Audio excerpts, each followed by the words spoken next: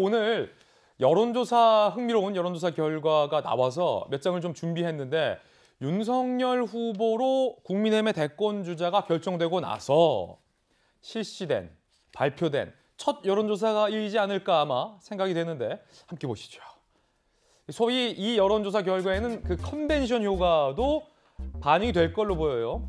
자, 일단 이 여론조사에 보면 뉴데일리와 시사경남 PNR이 실시한 여론조사 결과에 따르면 이재명 후보가 30.3%, 윤석열 후보가 45.8%로 국민의힘 대선 후보 선출 이후에 조사 결과가 나왔는데요. 격차가 15.5%포인트로 윤석열 후보가 일단은 크게 앞서는 것으로 여론조사 결과가 발표가 됐습니다. 자, 일단 여기까지 보고요. 손정희 변호사님. 지금 국힘 대선 후보 선출 이후에 지금 실시된 여론조사 결과잖아요. 어떻게 보십니까? 컨벤션 효과라고 이야기하기 어려울 정도로 10포인트 이상이 이제 지지율이 올라가는 굉장히 극적인 효과를 보여주고 있다는 점이 좀 흥미로운데요.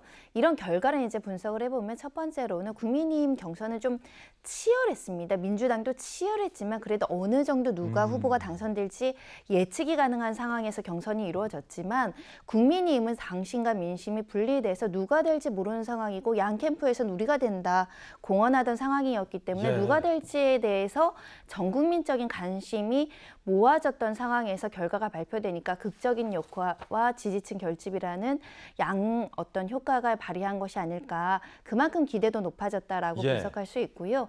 나아가선 사실은 정권 교체, 뭔가 변화해야 된다, 달라져야 된다. 코로나 이후에 상황이 조금 더 우리 삶이 좋아졌으면 좋겠다라는 국민적 열망이 지지 효과로 나온 게 아닐까 생각이 들어서 다만 이것을 유지해 갈지는 미지수입니다. 앞으로 어떻게 하느냐에 따라서 컨벤션 효과대로 이 정권 교체 열망을 담아서 지금 45%면 어마어마한 결과거든요. 그렇죠. 이게 유지될지는 좀 향후 결과에 따라서 달라질 수 있기 때문에 좀 지켜봐야 될 것 같습니다. 윤석열 후보와 국민의힘 입장에서는 45.8이라는 지지율은 굉장히 고무적이고 이재명 후보나 민주당 입장에서는 좀 긴장이 될 법한 30.3이라는 수치가 일단 이 여론조사상에 나왔다라는 겁니다. 그래서 제가 여론조사를 하나 더 준비를 했습니다. 이건 요즘 발표된 건 아니고 민주당의 대선 후보로 이재명 후보가 결정된 직후에 실시된 여론조사 결과를 준비했는데 이걸 왜 준비했냐면 소위 컨벤션 효과를 양쪽에서 어떻게 컨벤션 효과가 나고 있는지를 비교해보기 위해서 준비를 했습니다. 자, 물론 동일한 여론조사가 아니기 때문에 굉장히 디테일하게 대조될 수는 없다는 말씀 사전에 드리겠습니다. 함께 보시죠. 지금 보고 계신 이 여론조사는 민주당 대선 후보로 이재명 후보가 선출된 직후에 나온 조사입니다. 그때 당시 조사에서는 이재명 후보가 43%, 윤석열 후보가 40.4%로 오차범위 안에서 접전을 했습니다. 상당히 좀 궁금해지는데 이양수 의원님, 앞서서 봤던 국민의힘 경선 직후의 여론조사는 오차 범위를 넘어서 윤석열 후보에게 컨벤션 효과가 집중이 됐는데 지난 민주당 경선 이후에 이재명 후보의 지지율은 컨벤션 효과라고 보기에는 윤석열 후보가 당시 오차 범위 내에 접점 수치로 나왔어요. 어떻게 분석하십니까? 컨벤션 효과를 받아서 43%가 나온 거죠. 왜냐하면 저 직전에 대장동 사태가 전 국민적인 관심사가 됐었거든요. 민주당의 제3차 선거인단 선거를 보면 그 전에 선거와 전혀 다른 현상이 나타났어요. 즉 이낙연 후보가 60%대를 하고 이재명 후보가 20%대를 하는 그런 이변이 일어났었거든요. 그러니까 저 때는 대장동 때문에 이재명 후보의 지지율이 막 떨어지고 있는 그런 시점이었기 때문에 컨벤션 효과를 받았음에도 불구하고 큰 차이가 안 났던 거죠. 반면에 이제 윤석열 후보는 이번에 아주 그 홍준표 후보하고 아주 접전을 벌이면서 상승 효과를 많이 거뒀고 뿐만 아니고 지금 이재명 후보와 격차를 상당히 벌이는 것은 절반은 그런 컨벤션이고 절반은 지금도 국민들의 한 60%가 대장동 사태와 이재명 후보가 연관되어 있다고 생각하지 않습니까? 절반은 대장동 때문에 그렇게 됐다 이렇게 판단이 듭니다. 이양수 의원님의 분석 들어봤습니다.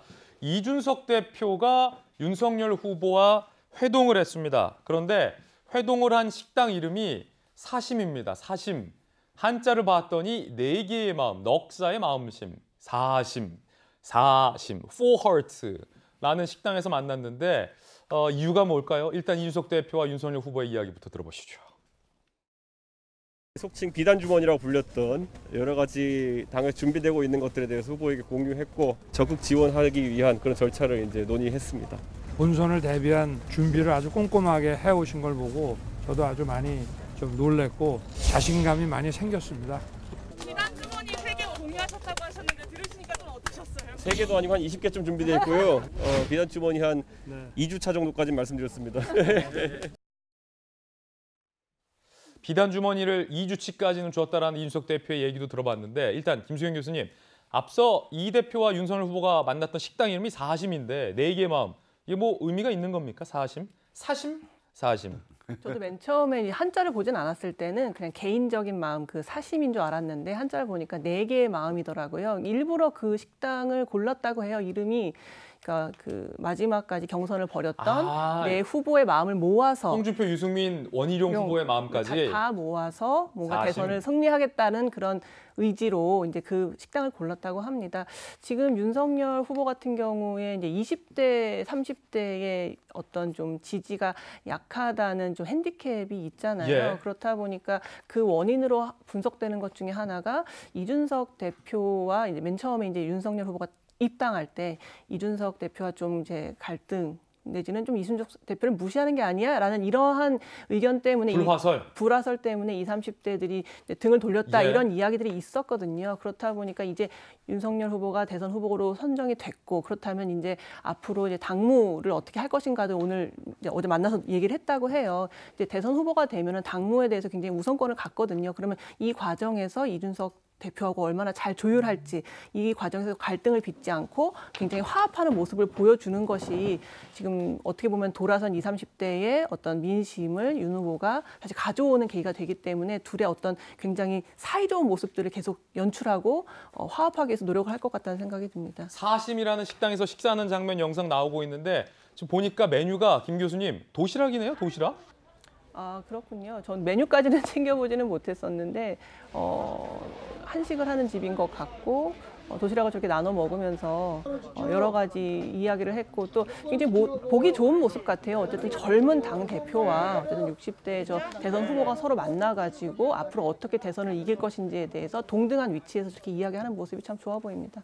조금 전 현충원에 윤석열 후보가 방문을 했습니다.